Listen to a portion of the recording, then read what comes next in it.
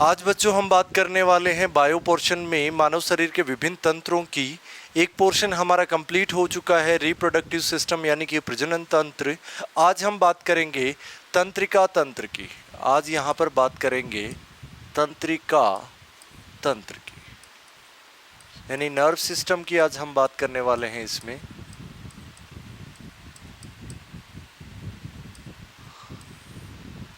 देखिए, किसी भी तंत्र की, चाहे मानव शरीर के लिए आप बात करें या किसी जंतु दूसरे जंतु के लिए बात करें या किसी पादप या पेड़ पौधे के लिए बात करें या किसी भी सजीव जगत के किसी भी प्राणी के लिए अगर आप बात करें, तो बेसिक तौर पर एक फंडामेंटल एक पूरा का पूरा क्रम दिया जाता है या एक का पूरा क्रम निर्धारित इसमें होता है। देखिए, किसी भी सजीव के शरीर की जो मूलभूत संरचनात्मक और कार्यात्मक इकाई होती है उसको हम कहते हैं कोशिका।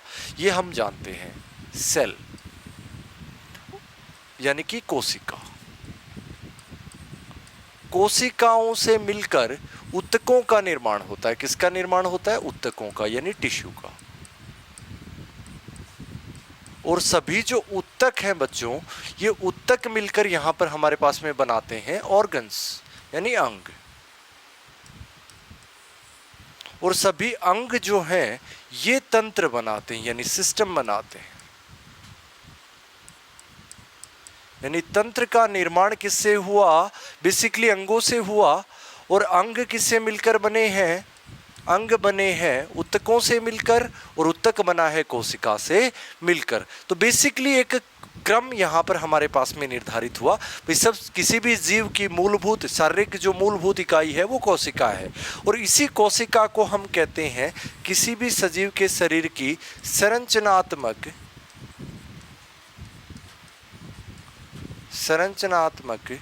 व कार्यात्मक इकाई।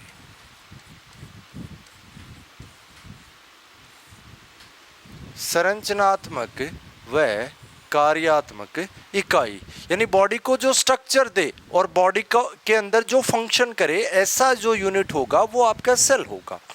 अब बेसिक तौर पर मैं बात कर लूं तंत्रिका तंत्र के बारे में, हम आज पढ़ने वाले हैं। तो तंत्रिका तंत्र क्या होता है, नर्व सिस्टम क्या होता है? देखिए बच्चों, ये आप किसी भी गर्म चीज को छूते हैं, आप किसी ठंडी चीजों को छूते हैं, तो बेसिक तौर पर हमारे पास में आपकी बॉडी को इस चीज का एहसास होता है। आपको अचानक से पिन चुभा दिया जाए, आपको दर्द होता है। तो ये चीजें, ये सभी की सभी क्या है? फीलिंग्स हैं। सभी की सभी क्या है? फीलिंग्स हैं या इमोशंस, आप कुछ भी कह सकते हो। तो इन फीलिंग्स का एहसास, दुख का एहसास, खुशी का एहसास, सर्दी का एहसास, बारिश का एहसास या गर्मी का एहसास होना, या बहुत ज़्यादा खुश होना, बहुत ज़्यादा दुखी होना, या फिर एक नॉर्मल बेसिक तौर पर मैं बात करूं तो एक सामान्य अवस्था में पाया जाना, ये सभी की सभी जो हैं ये ब्रेन की स्टेट्स हैं या स्टेट ऑफ माइंड आप इसको कह सकते हो। तो ये स्टेट ऑफ माइंड होती कैसे है? बाह्य एटमॉस्फेयर से आपको कोई मैसेज प्राप्त हुआ। देखिए, सबसे पहले मैं बात करने वाला हूं यहाँ से वातावरण। हम तंत्रिका तंत्र के बारे में हम जानेंगे, इससे पहले मैं बात करूंगा वातावरण की। एटमॉस्फेयर से कोई भी आपको मैसेज या मैं बात करूं संदेश, मान लीजिए ठंड बढ़ गई, आप किसी ऐसी जगह पे हो जहाँ पे बहुत ज़्यादा ठंड है। मान लीजिए आप घूमने के लिए कश्मीर गए, वहाँ का टेम्परेचर बहुत ज़्यादा डाउन आ गया, तो अभी आपको क्या एहसास होगा कि अभी मेरे को सर्दी के कपड़े पहन लेने चाहिए। तो अब स्किन आपको एहसास हुआ, किसका? ठंड का एहसास हुआ। और ये एहसास, ये एक प्रकार का क्या है? संदेश है। और ये किसके द्वारा हुआ? ये हुआ त्वचा के द्वारा। तो त्वचा एक कैसा रिसेप्टर है। देखो, हमारी बॉडी में सामान्य तौर पर मैं बात करूं रिसेप्टर की, या रिसेप्टर को ही कहा जाता है ग्राही। तो देखिए बच्चों, हमारे शरीर में बेसिक तौर पर 5 टाइप के रिसेप्टर होते हैं ग्राही, जिसे आप इंद्रिया कहते हैं। आँख सबसे पहला, दूसरा है कान, तीसरा है नाक, चौथा है त्वचा, और 5वां जो रिसेप्टर है हमारे पास में वो क्या है? जीभ। हम वन बाय वन सब की बात करेंगे। देखो बच्चों, मैं आँखों की बात करूँ तो आँखें क्या काम में आती हैं? देखने के काम में आती हैं। और दिखती कैसे हैं? प्रकाश की सहायता से। अंधेरे में आप किसी भी चीज़ को नहीं देख सकते, तो प्रकाश की सहायता से किसी चीज़ को देखती हैं। इसका मतलब ये क्या करती हैं? प्रकाश का अवशोषण करती हैं, संदेशों का अवशोषण। देखो बेसिक तौर पर सीधा सीधा क्वेश्चन पूछ लिया जाए कि हमारी बॉडी में संदेशों का अवशोषण किसके द्वारा किया जाता है, तो ये रिसेप्टर या ग्राही के द्वारा किया जाता है। तो आंखें देख रही हैं प्रकाश की सहायता से, इसलिए जो इसको क्या कहोगे? प्रकाशग्राही। प्रकाशग्राही यानी जो प्रकाश को ग्रहण करने वाला है, जिसे कहोगे आप फोटो रिसेप्टर।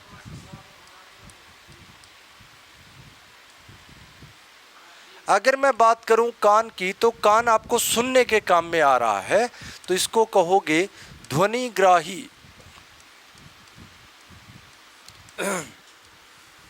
नाक आपको सूंघने के काम में आ रही है, ओडर का पता चल रहा है, गंध है, दुर्गंध है, क्या है, तो ये है घ्राणग्राही। घ्राण क्या होती है बच्चों? गंध होती है, तो ये घ्राणग्राही। त्वचा से आपको ठंडे और गर्म का एहसास होता है, ताप का पता चलता है, टेम्परेचर बताता है, तो इसको कहोगे तापग्राही।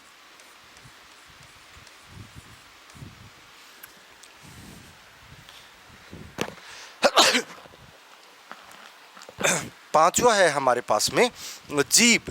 तो जीभ क्या होता है? बेसिकली आपको टेस्ट का पता चलता है, स्वाद का पता चलता है, तो ये क्या है? स्वादग्राही। तो बच्चों सीधा सीधा क्वेश्चन आपसे पूछ लिया जाए कि हमारे शरीर में कौन सा रिसेप्टर प्रकाशग्राही के रूप में पाया जाता है, तो आंसर होगा आंख, ध्वनिग्राही के रूप में कान, घ्राणग्राही के रूप में नाक, त्वचा तापग्राही, और जीभ क्या है? स्वादग्राही। तो विभिन्न संदेशों का एहसास हो रहा है आपको, स्टेट ऑफ माइंड, यानी आपको अपने दिमाग से पता चल रहा है इस चीज़ का, आपका ब्रेन इन चीज़ों को क्या कर रहा है? ग्रहण कर रहा है, या उसको मैसेज मिल रहा है किसके द्वारा? इन रिसेप्टर्स के द्वारा। तो न्यूरो सिस्टम क्या करता है? बेसिकली बॉडी और माइंड के बीच में कोऑर्डिनेशन लाता है, एक तालमेल लाता है। देखिए आपका माइंड, आपको ये चीज़ मालूम है कि बिना दिमाग के इस्तेमाल के आप इस दुनिया में अपनी पलकों तक को नहीं हिला सकते, ये तय बात है। ऐसा कोई भी काम नहीं है जिसको आप ब्रेन की मदद के बिना कर सकते हैं।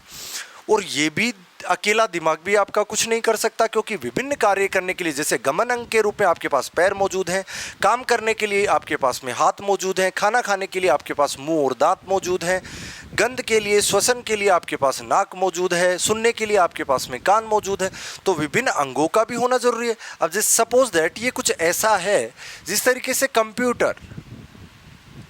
कंप्यूटर आपके सारे काम कर सकता है, लेकिन कंप्यूटर के पास में अलग अलग हार्डवेयर मौजूद होने चाहिए। जैसे अगर प्रिंट करना है तो प्रिंटर होना चाहिए, अगर आपको टाइप करना है तो आपके पास में कीबोर्ड होना चाहिए, अगर आपको कुछ स्क्रॉल करना है तो माउस होना चाहिए।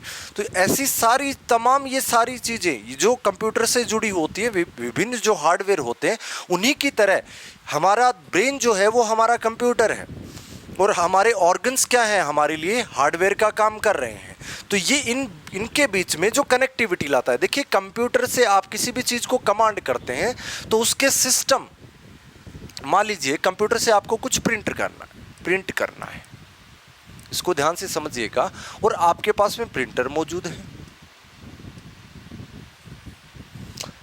अब प्रिंटर आपने कंप्यूटर से कनेक्ट कर दिया, डायरेक्टली प्रिंट कमांड दिया, तो क्या प्रिंट हो जाएगा क्या पेज? बिल्कुल नहीं होगा। उसके लिए बेसिकली होना क्या चाहिए? प्रिंटर तो होना ही चाहिए, लेकिन इस प्रिंटर के जो डिवाइस ड्राइवर्स हैं वो किस में इंस्टॉल होने चाहिए? आपके सिस्टम में इंस्टॉल होने चाहिए। तब जाकर आपका कंप्यूटर इस प्रिंटर की सहायता से क्या कर पाएगा? प्रिंट कर पाएगा। सेम चीज होती है बच्चों, देखिए माइंड और ऑर्गन्स, या इसको माइंड ना लेके हम लेते हैं ब्रेन यानी मस्तिष्क।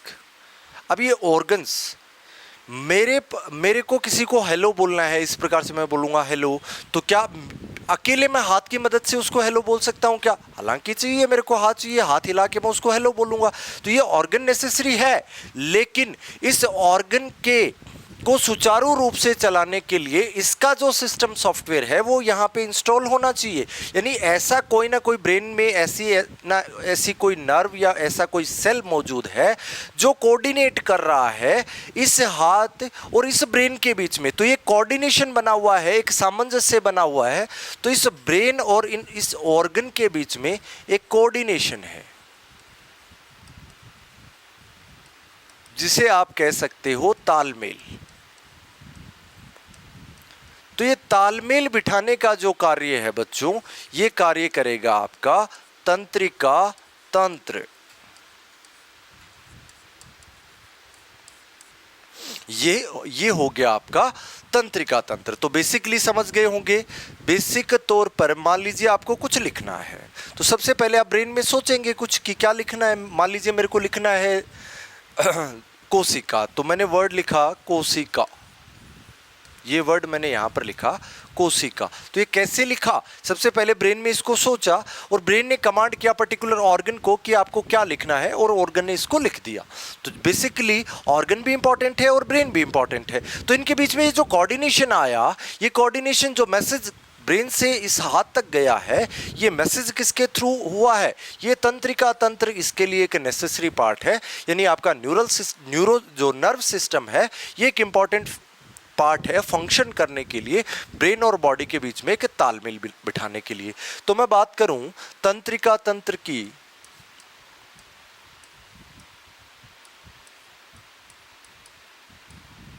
तो तंत्रिका तंत्र बेसिक तौर पर करता क्या है, ब्रेन एवं बॉडी के मध्य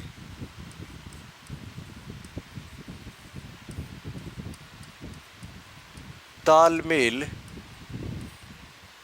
बनाता है, यह एक सामंजस्य बनाता है।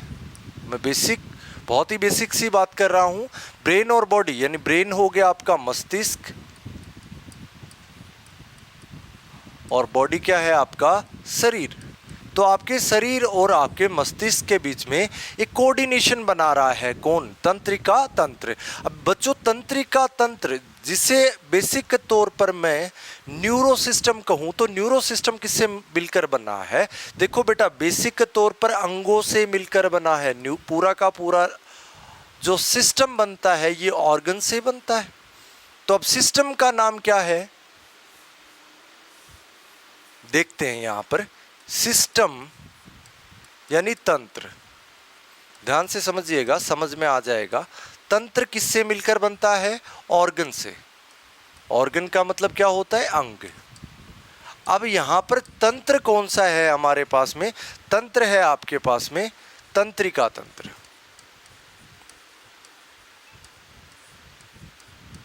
तंत्रिका तंत्र, और तंत्रिका तंत्र के लिए जो रेस्पॉन्सिबल ऑर्गन है, जैसे कि आपका ब्रेन है, फिर आपका क्या है, इसमें स्पाइनल कोड है, आपका एंडोक्राइन सिस्टम है, और फिर आपका एक्सोक्राइन है। ये सभी सिस्टम जो है, ये सभी अंग मिलकर किसका निर्माण कर रहे हैं, तंत्रिका तंत्र का निर्माण कर रहे हैं। और ये सभी ऑर्गन्स जो हैं वो किसी ना किसी ऊतक से मिलकर बने होंगे, और जो ऊतक क्या कहलाएगा आपका, तंत्रिका ऊतक।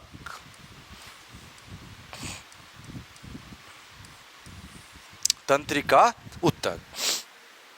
तो थोड़ा सा हम तंत्रिका ऊतक के बारे में बेसिक तौर पर यहां पर थोड़ा सा जान लेते हैं। तंत्रिका ऊतक क्या होता है, उसके बारे में हम पूरा का पूरा तंत्रिका तंत्र के बारे में जानेंगे। तो तंत्रिका ऊतक,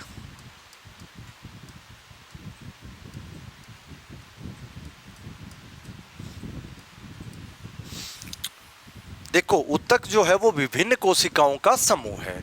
अब तंत्रिका ऊतक जो है ये भी अलग अलग कोशिकाओं का समूह होगा। बेसिक तौर पर मैं ऊतकों में आपको ये पढ़ा चुका हूं कि तंत्रिका ऊतक जो है उसमें दो टाइप की कोशिकाएं होती हैं। एक तो होती है आपकी न्यूरल सेल, यानी कि तंत्रिका कोशिका,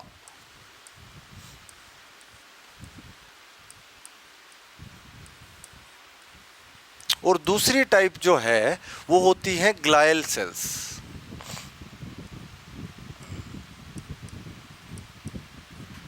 या ग्लायल कोशिका।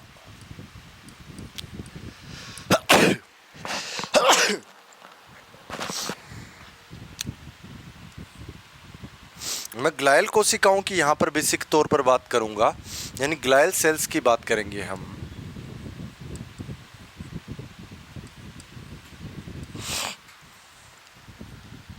तो देखिए ज़्यादा प्रतिशत जो होता है, जैसे ब्रेन में भी ग्लायल सेल्स हैं और आपकी न्यूरल सेल्स भी हैं, जिसे आप न्यूरॉन्स कहते हो, जो कि मैसेज पास करने का कार्य करती हैं।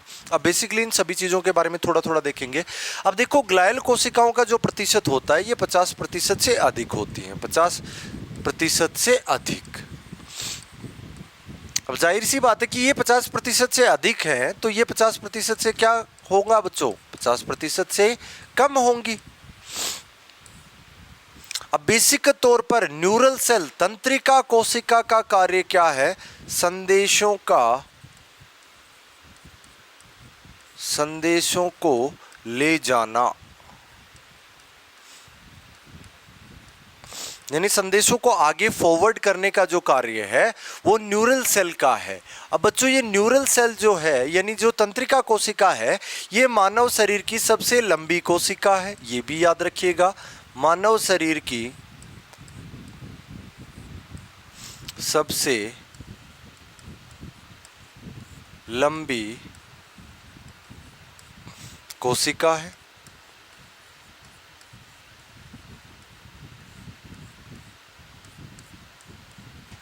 तो मानव शरीर की सबसे लंबी कोशिका न्यूरल सेल हो गई। अब बेसिक तौर पर इसके फंक्शन की मैं बात करूं तो न्यूरल सेल के बारे में देखिए, ये कुछ इस प्रकार से पाई जाती है।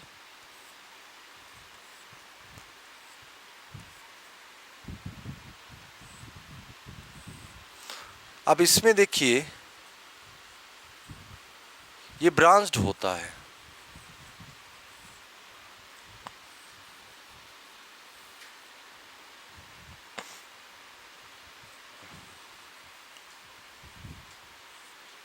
अब ये जो होती हैं ये होते हैं दुम्राक्ष, इसको बोलते हैं दुम्राक्ष।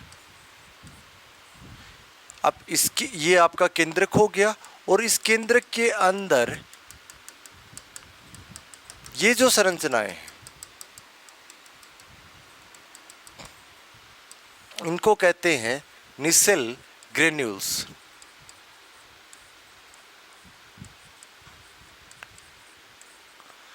अब ये हो गया आपका कोशिका काय। कोशिका काय ये वाला जो पोर्शन है ये बच्चों होगा आपका तंत्रिकाक्ष।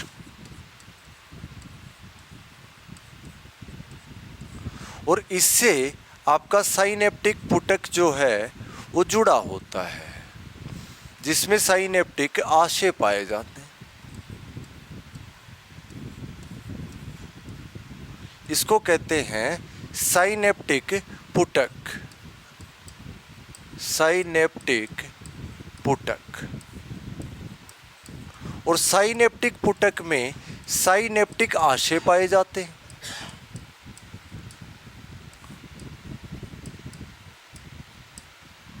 और इसी में भरा होता है तंत्रिका संचारी द्रव। अब देखो दुम्राक्ष, दुम्राक्ष क्या होता है, ब्रांच्ड है, यानी ये शाखित है।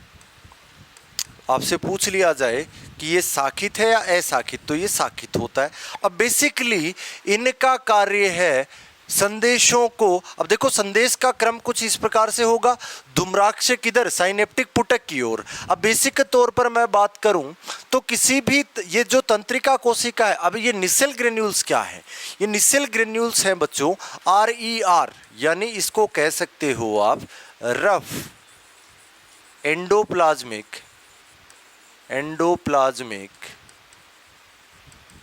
रेटिकुलम,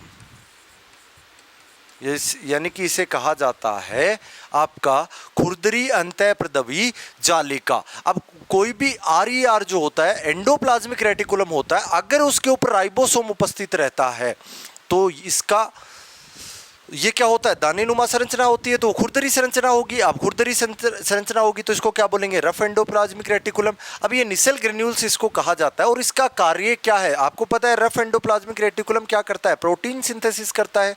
तो ये है प्रोटीन के निर्माण में सहायक है, प्रोटीन के निर्माण में सहायक है।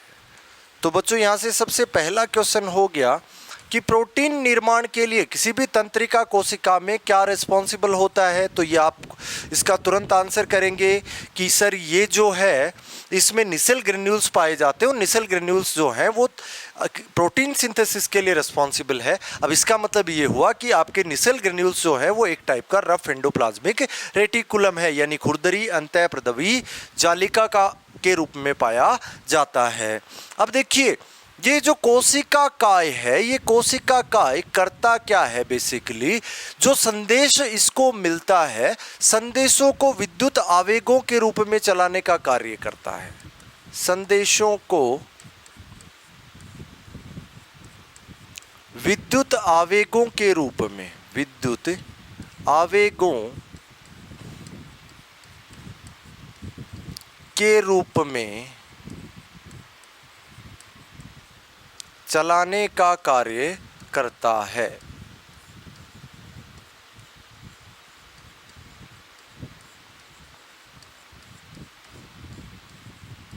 तो बहुत ही इंपॉर्टेंट क्वेश्चन है ये भी कि हमारी तंत्रिका कोशिका में संदेशों को विद्युत आवेगों में कौन बदलता है या विद्युत आवेगों के रूप में कौन चलाता है। तो ये है आपका कोशिका काय। अब इसका मतलब विद्युत आवेगों यानी इसको कहते हैं बेटा इलेक्ट्रिक इंपल्सेस के रूप में, इलेक्ट्रिक इंपल्स।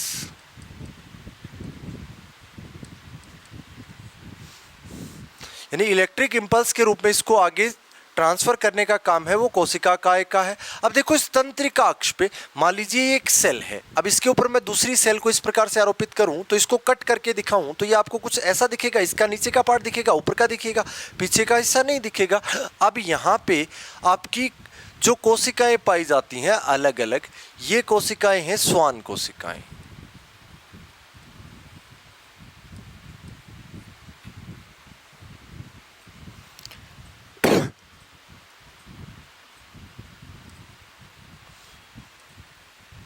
अब श्वान कोशिकाएं जो हैं, ये सभी कोशिकाएं कौन सी कोशिकाएं बच्चों, श्वान कोशिकाएं। और श्वान कोशिका जो होती है वो ग्लायल कोशिका होती है। अब श्वान कोशिका से ऊपर क्या हुआ है, घिरा हुआ है। अब श्वान कोशिका का मुख्य कार्य माइलिन आवरण निकालना। देखिए ये माइलिन आवरण कुछ यहाँ पे पाया जाता है, यहाँ पे देख लेते हैं थोड़ा सा, इसका कलर जो है वो कुछ अलग होता है इसमें।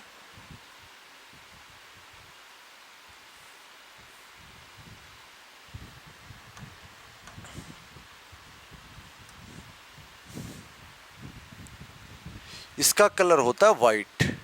तो ये माइलिन आवरण यहां कुछ इस प्रकार से रिलीज करता है। ये हो गया यहां पर आपका माइलिन आवरण। तो माइलिन आवरण का कलर कैसा होता है बच्चों, वाइट कलर होता है क्या। तो देखते हैं यहां पर ये है आपका माइलिन आवरण, माइलिन आवरण। और माइलिन आवरण का कलर आपसे पूछ लिया जाए तो माइलिन आवरण जो है ये सफेद रंग का होता है। माइलिन आवरण किसके द्वारा निकाला जाता है, श्वान कोशिकाओं द्वारा, जो कि एक प्रकार की ग्लायल सेल्स हैं। अब बेसिक तौर पर ऐसे ये आगे मैसेज जाते हैं, साइनेप्टिक आशय में साइनेप्टिक पुटक पाए जाते हैं जिनके अंदर तंत्रिका संचारी द्रव होता है। यहाँ से ये मैसेज दूसरी की आपकी तंत्रिका कोशिका तक जाता है, फिर इसी प्रकार से ये जाता है। तो मैसेज जाने का क्रम ये होगा और आने का क्रम भी यही होगा, यानी दुम्राक्ष आपका साइनेप्टिक पुटक की ओर। अब बेसिक तौर पर मैं कुछ बेसिक बात कर लेता हूं, किसके बारे में, ग्लायल कोशिकाओं के बारे में बात करेंगे, ग्लायल कोशिकाओं के बारे में।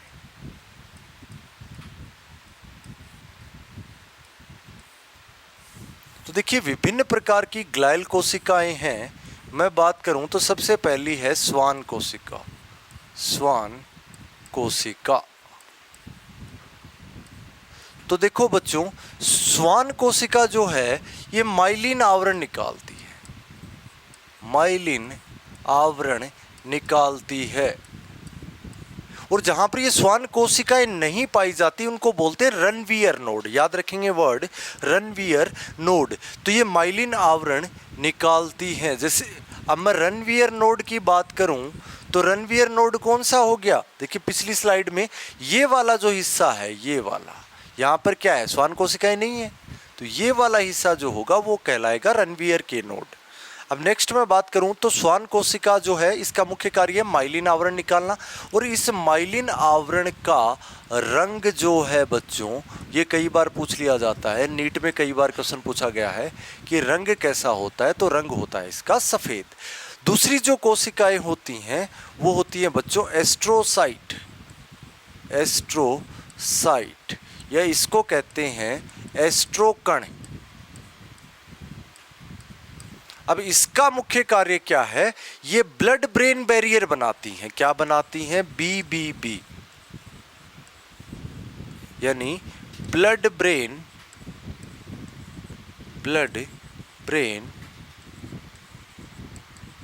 बैरियर बनाती।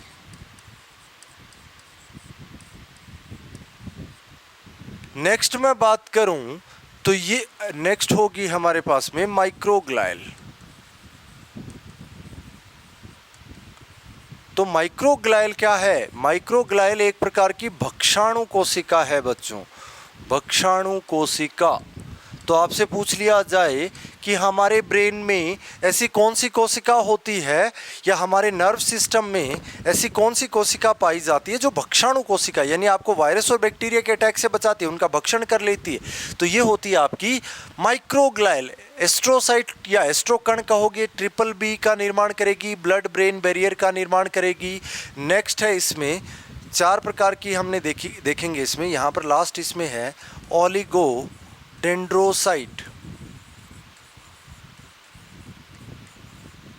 ओलिगोडेंड्रोसाइट बेसिक तौर पर करती क्या है बच्चों?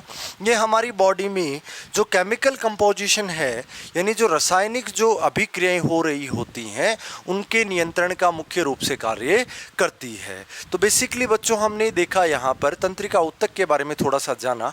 अब हम तंत्रिका तंत्र के बारे में यहाँ पर जानेंगे। तो तंत्रिका तंत्र के 2 हिस्से यहाँ पर हम मेनली पढ़ेंगे।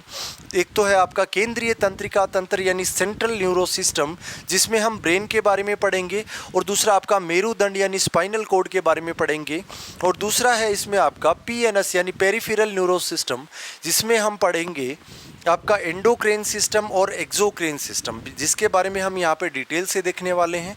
तो बच्चों आज की क्लास में अगर कोई भी आपका डाउट रहता है, कोई आपकी क्वेरी रहती है, तो हमें कमेंट सेक्शन में ज़रूर बताएं। इससे जुड़ा हुआ जो भी पोर्शन होगा वो हम आपके लिए लेकर आएंगे, इससे जुड़े हुए जो क्वेश्चन सेक्शन होगा वो हम अलग वीडियो में लेकर आएंगे। तब तक के लिए थैंक यू वेरी मच।